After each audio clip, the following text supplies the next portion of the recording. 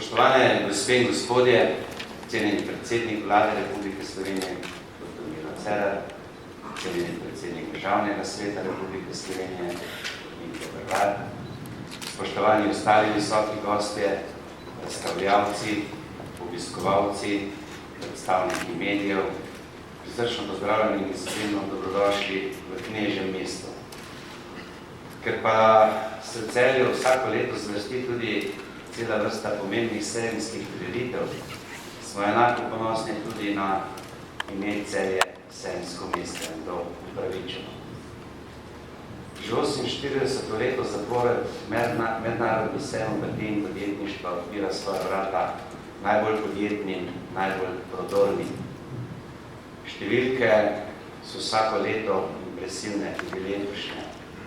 1500 obiskovalcev oziroma več kot 1500 obiskovalcev iz 38 držav kaže na izjemno delo organizatorjev, za kar gredo vse čestitke.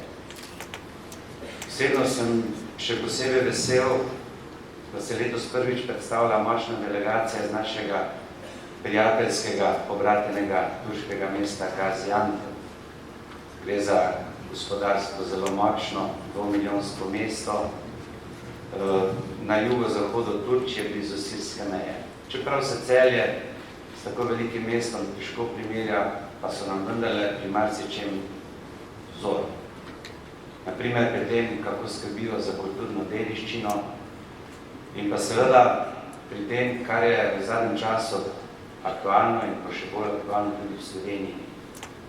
S kakšno skrbjo, solidarnostjo in s koliko človekoljubnosti so v Gaziantepu sprejeli več kot 300 000 sirskih beguncev. Mi v Celju smo veseli, zelo veseli darila, ki so ga prinesli s sabo. Gre namreč za repliko poznoantičnega mozaika, ki je bil najden v času prenove v starem mestnem jedru in se trenutno namešča in bo jutri naprej, si ga bo jutri naprej možno ogledati. Tisti, ki vas to zanima, pojdite si pogledati, ne boste razočarani. Tudi sejem je pravi dogodek za sklepanje prijateljstev, tistih poslovnih.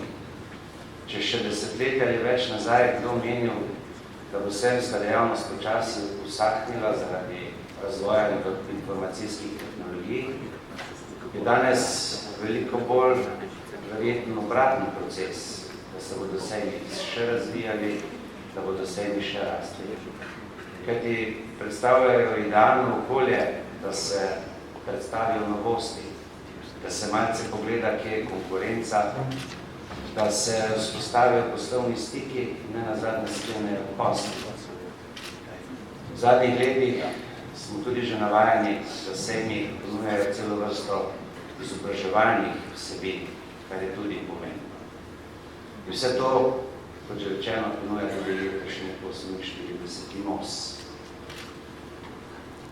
Kot župan mesta vas vsako leto povabim, da poleg sejma seveda obiščete tudi mesto, predvsem staro mestno jedro.